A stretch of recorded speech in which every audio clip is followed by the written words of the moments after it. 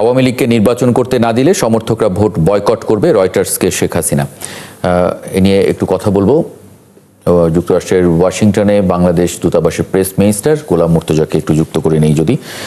মুর্তজা ভাই, আপনাকে স্বাগত জানাচ্ছি একাত্তর জার্নালে। আপনি নিশ্চয়ই এই খবরটি আজকে সামাজিক যোগাযোগ মাধ্যম সহ মূলধারার গণমাধ্যমগুলোতেও নানানভাবে এসেছে। এক একজন এক এক হেডলাইনটাকে সামনে এনেছে, এক এক বিষয়কে।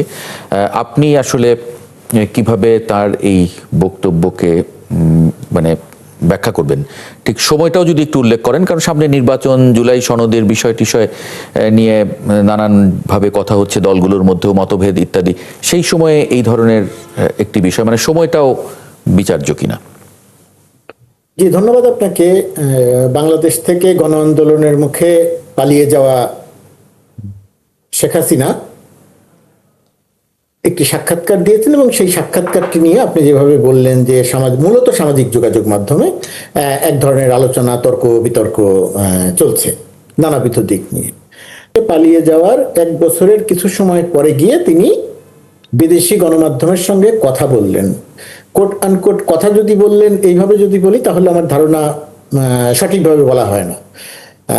খেয়াল করে দেখবেন যে একই সময়ে তিনি 3টি গণমাধ্যমকে, আন্তর্জাতিক গণমাধ্যমকে সাক্ষাৎকার দিয়েছেন। ইন্ডিপেন্ডেন্ট ইউকে সাক্ষাৎকার দিয়েছেন। তো এটা কি কাকতালীয়? হ্যাঁ, আমরা কেউ যদি বলতে চাই যে কাকতালীয়, সেটা হতে পারে, কিন্তু 3টি আন্তর্জাতিক গণমাধ্যম, প্রায় কাছাকাছি রকমের প্রশ্ন, প্রায় কাছাকাছি রকমের উত্তর। এইভাবে যে সাক্ষাৎকারটা একই সময়ে প্রকাশিত হলো, এটা একটা প্রশ্ন নয়, পর্যালোচনার দাবি রাখে। পর্যালোচনাটা এইরকম যে, প্রথমত কথা, 3টি গণমাধ্যম একই রকমের প্রশ্ন দিয়ে, একই রকমের উত্তর দিয়ে, ইমেলে প্রশ্ন পাঠালেন, ইমেলে উত্তর পেলেন, এইভাবে সাক্ষাৎকারটা প্রকাশ করলো একই দিনে। এটা কাকতালীয় হওয়ার কথা নয়। তাহলে হলো কিভাবে, ঘটলো কিভাবে? ধারণা করা হয় যে ইউকে বেসড লবিস্ট ফার্মের মাধ্যমে তিনি তার বক্তব্যগুলো এই সময় প্রচার করতে চেয়েছেন আন্তর্জাতিক অঙ্গনে। বক্তব্য তো তিনি প্রতিদিনই প্রচার করছেন সামাজিক যোগাযোগ মাধ্যমে। বাংলাদেশ বিরোধী, বাংলাদেশ সরকার বিরোধী, ডক্টর ইউনূস বিরোধী, বাংলাদেশের জনগণ বিরোধী, সামরিক বাহিনী বিরোধী কথা তিনি বলছেন, প্রতিদিনই বলছেন। এখন আন্তর্জাতিক অঙ্গনে তার এই কথা বলাটা একটা দরকার মনে করেছেন। তিনি দরকার মনে করেছেন 2টি কারণে। একটি কারণ হচ্ছে ফেব্রুয়ারিতে নির্বাচন। এই নির্বাচন ঠেকানোর মতো শক্তি সামর্থ্য নাই। নানা রকমের জটিলতা হয়তো তৈরি করবে, কিন্তু তারা ঠেকাতে পারবে না। পালিয়ে থেকে নেতৃত্ব দিয়ে বাংলাদেশের নির্বাচন ঠেকাতে পারবে না। তো এই সময়ে তার একটা কথা বলার দরকার মনে করেছে। ফেব্রুয়ারি নির্বাচনকে কেন্দ্র করে আন্তর্জাতিক অঙ্গনে তিনি আলোচনায় থাকতে চান, এই কারণে তিনি কথা বলে থাকতে পারেন। আরেকটি জায়গাতে তিনি দৃষ্টিপাত করতে চেয়েছেন, সেটি হচ্ছে শেখ হাসিনা বাংলাদেশ থেকে পালালো কেন? সে তো স্বৈর শাসক ছিল, সেই কারণেই তো তাকে শুধু পালাতে হয়নি।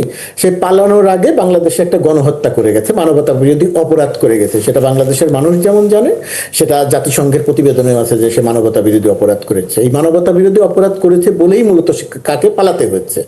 মানবতা বিরোধী অপরাধ গণহত্যা বা মানুষ হত্যা যদি না করতো, তাহলে হয়তো তাকে পালাতে হতো না, দেশে থাকতো, তাকেও তখনও বিচারের মুখোমুখি হতে হতো। কিন্তু জনমানুষ এইভাবে এতটা বিক্ষুব্ধ তার উপরে হয়ে যেত না যে তাকে পালাতে হবে। এই যে পালানো মানবতা বিরোধী অপরাধ, এই মানবতা বিরোধী অপরাধের তার এত সুনির্দিষ্ট তথ্য প্রমাণ থাকে। পালিয়ে যাওয়া শেখ হাসিনার বিরুদ্ধে যে তথ্য প্রমাণ আছে, প্রথমত কথা, সে যে মানুষ হত্যা করিয়েছে তার বাহিনীকে দিয়ে, তার ভিডিও আছে।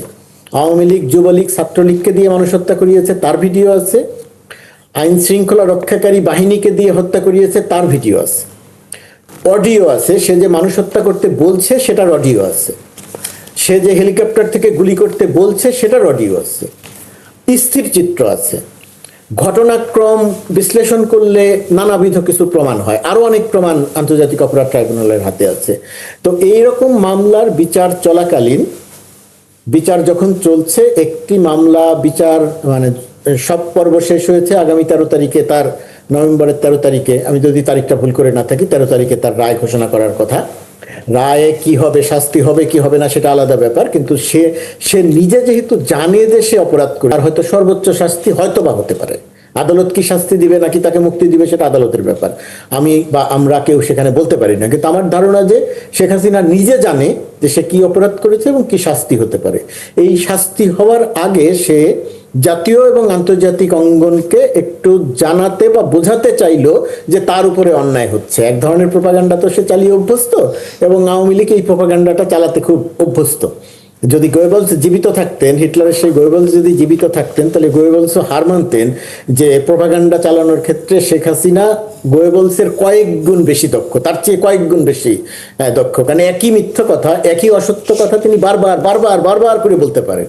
যে অভিযোগের কোনো ভিত্তি নাই, তিনি সেই অভিযোগ বারবার বারবার করে বলতে পারেন যে ডক্টর ইউনূস এই করেছে, ডক্টর ইউনূস ওই করেছে। সে 16 বছর ক্ষমতায় থেকে ডক্টর ইউনূসের এমন কোনো ফাইল নাই যেটা একাধিকবার চেক করা হয় নাই, কোথাও কোনো দুর্নীতি পান নাই, কিন্তু কথা বলতে গেলে তিনি বারবার করে বলেন যে ডক্টর ইউনূস এই করেছে, ডক্টর ইউনূস ওই করেছে, যার কোনো ভিত্তি নেই। এগুলো তিনি বলতে পারেন। তো আমার কাছে মনে হয়েছে যে এটি খুব পরিকল্পিত উপায়ে এই সময় মূলত এই দুটি বিষয়কে প্রাধান্য দিয়ে সে আন্তর্জাতিক গণমাধ্যমের সঙ্গে কথা বলেছে। এখন এখানে প্রশ্ন আসবে যে আন্তর্জাতিক গণমাধ্যম, 3টি গণমাধ্যম একই সঙ্গে পিআর প্রতিষ্ঠানের মাধ্যমে বা লবিস ফার্মের মাধ্যমে যদি দেয়া হয়ে থাকে এই তার আত্মপক্ষ সমর্থনের সুযোগ, তাহলে প্রচার করলো কেন? এটা হয়তো আগামী দিনে জানা যাবে। এই জায়গাটাতে আমি এখনই মন্তব্য করতে চাই না। কিন্তু রয়টার্স বা এপির মতো এরকম মানে আমার কাছে এর সুনির্দিষ্ট কোনো তথ্য বা প্রমাণ নাই। আমি এই সমস্ত প্রতিষ্ঠানকে অভিযুক্ত করছি না যে তারা লবিস ফার্ম বা পিআর প্রতিষ্ঠানের মাধ্যমে করেছে। আমি একজন সংবাদকর্মী, আমি তো এখন হয়তো আমি সরকারি একটা দায়িত্বে আছি, কিন্তু আমি তো মূলত সাংবাদিক। তো সাংবাদিক হিসেবে আমি ধারণা করছি ঘটনাক্রম বিশ্লেষণ করে যে এরকম হতে পারে। আচ্ছা, এই কারণে বলছি যে ধরেন একই রকমের প্রশ্ন, একই রকমের উত্তর, ইমেলে প্রশ্ন পাঠানো, ইমেলে উত্তর দেয়া, একই সঙ্গে 3টি পত্রিকা 3টি গণমাধ্যম পাঠালো, একই সঙ্গে 3জনকে জবাব দিল, একই সঙ্গে তারা প্রকাশ করলো, এগুলো একটা প্রশ্ন তৈরি করে, একটা পর্যালোচনার দাবি রাখে। আগামী সময়টা তো আমার ধারণা যেটা আরো পরিষ্কার করে জানা যাবে বা বোঝা যাবে। তবে একটা জিনিস আমি পরিষ্কার করি, সেটি হচ্ছে শেখ হাসিনার সময়ে আল জাজিরা সহ পৃথিবীর আন্তর্জাতিক গণমাধ্যমগুলো তার যে অপকর্মের সংবাদ প্রকাশ করত, তখন বাংলাদেশে বসে কিছু তোষামতকারী সাংবাদিক আল জাজিরাকে সাংবাদিকতা শেখাতো, যেটা হয়েছে ওটা হয় নাই। আমি বিবিসি, আমি রয়টার্স বা এপি বা ইন্ডিপেন্ডেন্ট বা অন্য কোনো আন্তর্জাতিক গণমাধ্যমকে সাংবাদিকতা শেখাচ্ছিও না, তাদের এটা নিয়ে আমি প্রশ্নও করছি না। আমি বলছি এরকম হয়ে থাকতে পারে, ঘটনাক্রম বিশ্লেষণ করলে মনে হয়। জি, আরেকটি বিষয় মানে এটা নিয়েও প্রশ্ন করা যায় কিনা, যেমন রয়টার্স লিখেছে কয়েক মাস আগে তাদের এক প্রতিবেদক শেখ হাসিনাকে দিল্লির ঐতিহাসিক লোধি গার্ডেনে হাঁটতে দেখেন। সঙ্গে ছিলেন 2জন নিরাপত্তারক্ষীর মতো ব্যক্তি। পথচারীদের কেউ কেউ চিনে ফেললে তিনি মাথা নেড়ে শুভেচ্ছা জানান। মানে যদি এরকম পরিস্থিতি হয়, তাহলে ইমেইলে আসলে সাক্ষাৎকার নিতে হলো কেন? মানে এটা তো সামনাসামনি নেয়ার কি কোনো বাধ্যবাধকতা থাকে? মানে আমি ঠিক দেখেন, সাক্ষাৎকার, প্রথমত কথা, সাক্ষাৎকার ইমেলে হতে পারে। আপনি যদি আমার কাছে বিশেষ কোনো কিছু থাকে এবং আপনি যদি মনে করেন যে আমার সঙ্গে কথা বলবেন, এবং আমি যদি আপনাকে শর্ত দেই যে না আমি কথা বলবো না, আমার কথা বলার সুযোগ নাই, আপনি আমাকে পাঠান, আন্ডারগ্রাউন্ডে আসি আমি, আপনি আমাকে প্রশ্ন পাঠান, আমি প্রশ্নের উত্তর লিখিতভাবে মেলে দিয়ে দিব, হতে পারে। এটা যে একেবারে অস্বাভাবিক ব্যাপার তা নয়। কিন্তু প্রশ্ন হচ্ছে শেখ হাসিনা আসলে কোথায় আছে? শেখ হাসিনা দিল্লিতে আছেন, শেখ হাসিনার সঙ্গে টেলিফোন আছে, শেখ হাসিনার ফোনে কথা বলার সুযোগ আছে। তিনি প্রতিদিন, প্রায় প্রতিদিন ইমেইলে যদি সাক্ষাৎকার দেন, তাহলে তো সেখানে ইন্টারনেটও আছে, সবই আছে, সেখানে সব আছে, তার কথা বলার সুযোগ আছে। তার এই যে আমরা এখন যেরকম আমি ওয়াশিংটন ডিসি থেকে কথা বলছি, আপনি ঢাকা স্টুডিও থেকে কথা বলছেন, সুতরাং আপনি সব জায়গায় কথা বলার সুযোগ আছে, এবং কথা বলার সুযোগ আছে। তিনি কথা বলার ক্ষেত্রে তার উপরে কোনো নিষেধাজ্ঞা আছে এরকম কোনো কিছু মনে করার কারণ নাই, কারণ তিনি সামাজিক যোগাযোগ মাধ্যমে কথা বলছেন। ওই কারণেই আমি প্রশ্ন যা পিআর প্রতিষ্ঠানের মাধ্যমে বা লবিস ফার্মের মাধ্যমে প্রক্রিয়াটি সম্পন্ন হলো কিনা সেটা নিয়ে প্রশ্নটা তৈরি হচ্ছে ওই কারণগুলোতেই, যে রয়টার্স বা ইন্ডিপেন্ডেন্ট বা এপি তার কাছে ইমেল পাঠিয়ে নিতে হলো কেন? তার তো ফোন ছিল, সে তো ফোনেও কথা বলতে পারতো। এখানে দুটি ব্যাপার হতে পারে, দুটি না, মানে মূলত একটা গুরুত্বপূর্ণ ব্যাপার হতে পারে। তো শেখ হাসিনার সব প্রশ্নের উত্তর দেওয়ার মতো সাহস এবং সক্ষমতা শেখ হাসিনার নাই, কারণ তার কাছে সেই তথ্য নাই। গুম বিষয়ে যদি তিনি যদি প্রশ্নের মুখোমুখি হন, যে তিনি মানুষকে গুম করেছিলেন, গুমের যে পরিমাণ তথ্য প্রমাণ, অডিও ভিডিও ইত্যাদি তথ্য প্রমাণ, এবং ভিকটিমরা যারা ফিরে এসে কথা বলছেন, যে সমস্ত প্রমাণ এখন সামাজিক যোগাযোগ মাধ্যমে বা গণমাধ্যমে আছে, সেই সমস্ত জায়গাতে ধরে ধরে যদি প্রশ্ন করা হতো শেখ হাসিনাকে, তাহলে শেখ হাসিনা এই প্রশ্নগুলোর উত্তর দিতে পারতেন না। গণহত্যা চালিয়েছেন, মানবতা বিরোধী অপরাধ করেছেন, তিনি শুধু এক বাক্যে বলছেন যে যারা মারা গেছেন তাদের জন্য আমি শোকার্ত, কিন্তু এই দায় নিব না, ক্ষমা চাইব না।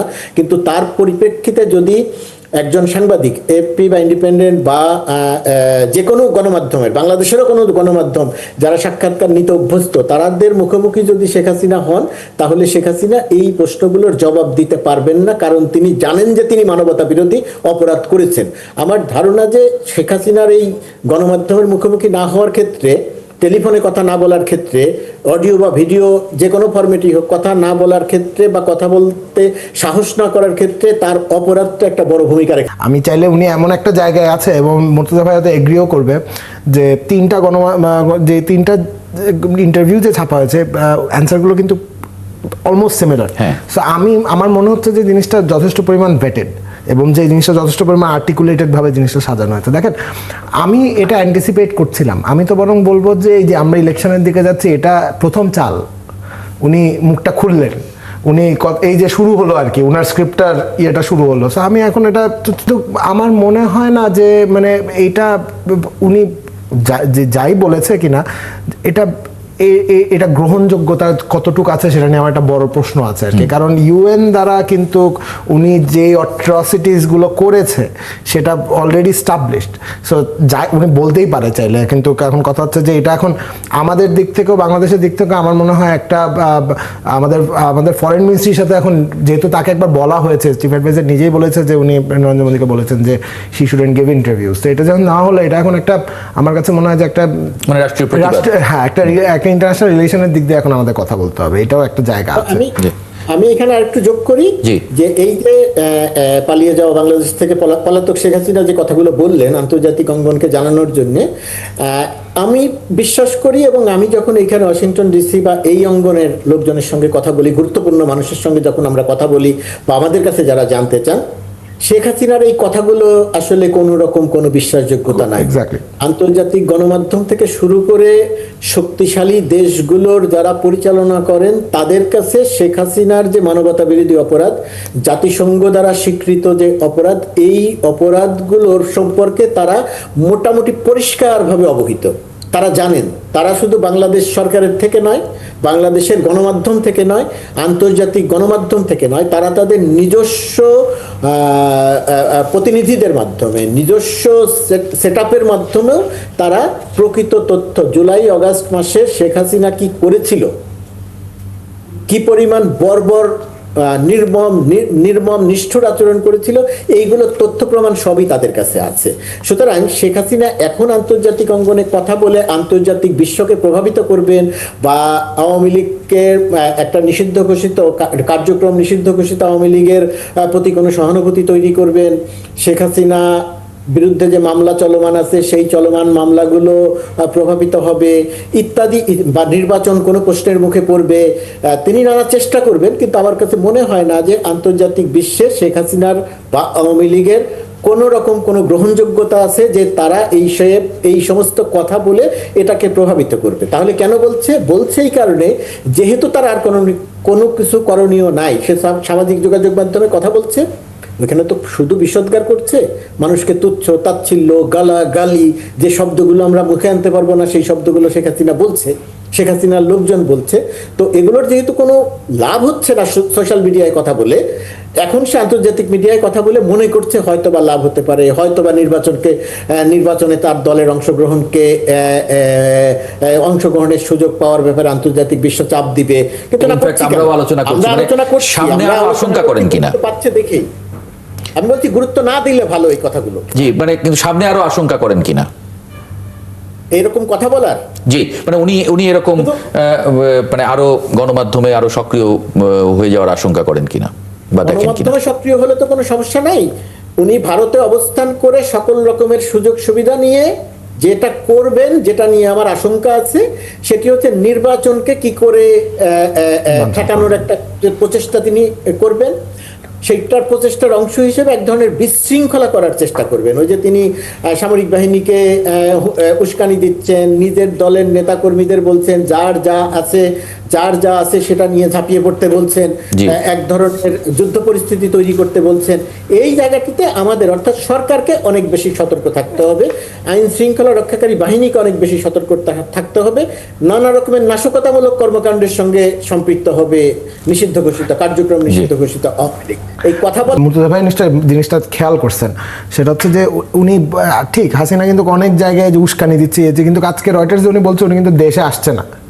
সো উনি যে এত কথা বলতেছে তার কিন্তু এখনো পর্যন্ত দেশে আসার মানে এটা তার ফলোয়ার্সদের জন্য এটা কি পরিমাণ ডিসঅ্যাপয়েন্টমেন্ট হওয়া উচিত যে এত কিছু হচ্ছে কিন্তু সে আজকে স্পেসিফিকলি গণমাধ্যমে বলে দিল যে তার দেশে আসার কোনো প্ল্যান নেই। মানে এটা বোঝা যায় যে সে কি অবস্থায় আছে।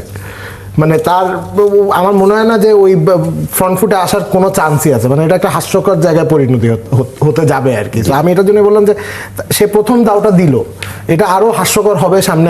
আমার মনে হচ্ছে সে হয়তো আরো কয়েকটা ইন্টারভিউ দিবে, কিন্তু এটাকে এত মানে এটাকে আমরা হালকাভাবেই দেখতেছি কিন্তু এখনো পর্যন্ত। অনেক ধন্যবাদ।